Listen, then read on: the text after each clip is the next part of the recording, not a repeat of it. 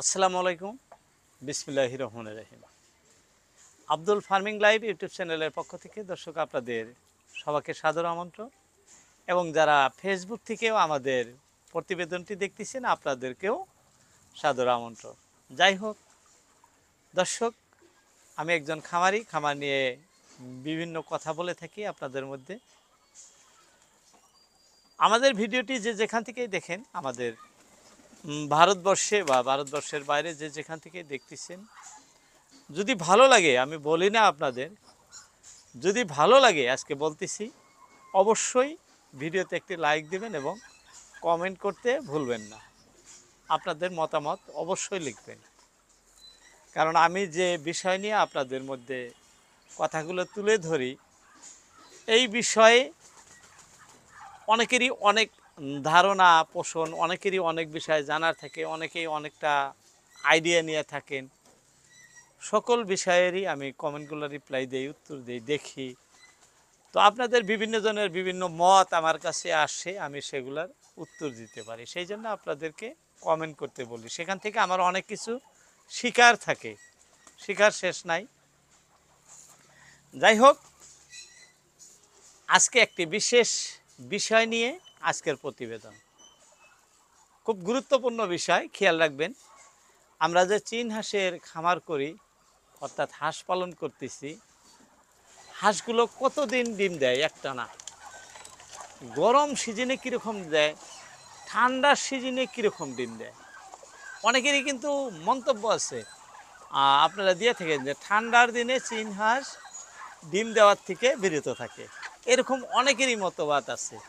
আমি মানে জানি বা শুনি, কেউ কেউ ফোন করেন, কেউ কেউ কমেন্ট করেন। যাই হোক, আমাদের এক উকিল ভাইও এই কথা নিয়ে আমাকে বলছিলেন, কেউ কেউ গুগলে সার্চ করে চীন হাঁস ঠান্ডার দিনে ডিম দেয় কিনা এটাও চেক করে দেখছেন, সেখানেও ঠান্ডার দিনে ডিম দেয় না। অক্টোবর, অর্থাৎ অক্টোবর নভেম্বরের থেকে চীন হাঁস ডিম দেয় না বলে সব জায়গায় উল্লেখ আছে। তবে আমি দীর্ঘ 4 বছর ধরে চীন হাঁস পোষণ করতেছি, আমি বাস্তবে যেটা সত্য সেটা আপনাদের মধ্যে তুলে ধরতে পারবো। কারণ আমার 4 বছরে ঠান্ডা গরম দুইটা সিজনই আমি পোষণ করছি। অনেক ভাই পোষণ করতেছেন, শুধু আমি একা না, তারাও অবশ্যই জানেন আর অবশ্যই লিখবেন। তাহলে এই ভুল ধারণাটা থেকে আমরা মুক্তি হতে পারব।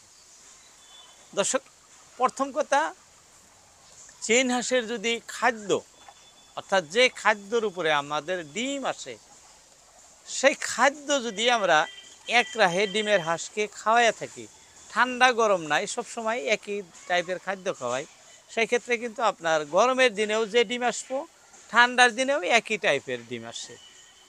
কারণ অক্টোবর নভেম্বরে যদি ডিম বন্ধ হয়ে যায়, আমাদের তো এখনও ডিম দিতেছে, বুলবুল ডিম আপনাদের দেখাই, কত হাঁস কুচে বসছে, আরও যেমন আজকেও ডিম দিচ্ছে, সামনে আরও দিয়েই আছে ডিম। এই যে একটা আমাদের ভ্রান্ত ধারণা যে ঠান্ডার 4 মাস বা 5 মাস চীন হাঁস ডিম দেয় না, এটা কিন্তু একেবারেই কথাটা সত্য নয়। যারা পোষণ করতেছেন অবশ্যই জানেন, ওই জন্যই বলছি যে সবাই সবার মতামত রাখবেন। যাই হোক, ঠান্ডার দিনে ডিম নেওয়ার জন্য আপনাদের কিছু জরুরি টিপস কিন্তু অবশ্যই মানে রাখতে হবে। ঠান্ডার সময় হাঁসকে যেরকম যে আমি কৃত্রিম পদ্ধতিতে ট্যাঙ্কি বানায় খাওয়াইতেছি পানি, ঠান্ডার দিনে জলাশয়গুলো ছোট হয়ে যায় অনেকেরই, সেখানে নোংরা পানি বা অমুক তমুক এরকম হয়, হাঁস দুর্বল হয়, বেমার আজার হয়, সেগুলো যাতে না হয়, যদি সুস্থ সবল হাঁস থাকে, লেয়ার 1 ফিট যেটা, এটা যদি আপনি খাওয়াইয়া থাকেন এক রাহে, সেই ক্ষেত্রে দেখবেন আপনার হাঁসের মানে ডিম বন্ধ হবো না। মাঘ মাস হোক না ঠান্ডা, তথাপি কিন্তু আপনার হাঁসের ডিম আসবো। তার সাথে খাওয়াবেন কি, ক্যালসিয়াম, ভালো কোম্পানির ক্যালসিয়ামের কিন্তু ভ্যারাইটিস, মানে বিভিন্ন প্রকার ক্যালসিয়াম আছে। হ্যাঁ, আপনি মানে যে মালগুলা জিনিয়ন, দুইটা মানে আপনার অ্যালোপ্যাথিক মেডিসিনের দুইটা ভাগ থাকে, একটা জিনিয়ন আর একটা জেনারিক। এই জেনারিকের থেকে দূরে থাকবেন। জিনিয়ন যে ক্যালসিয়ামগুলো, সেটা একটা ঠান্ডার দিন শুরু হলে কম বেশি পরিমাণে খাওয়ান শুরু করবেন।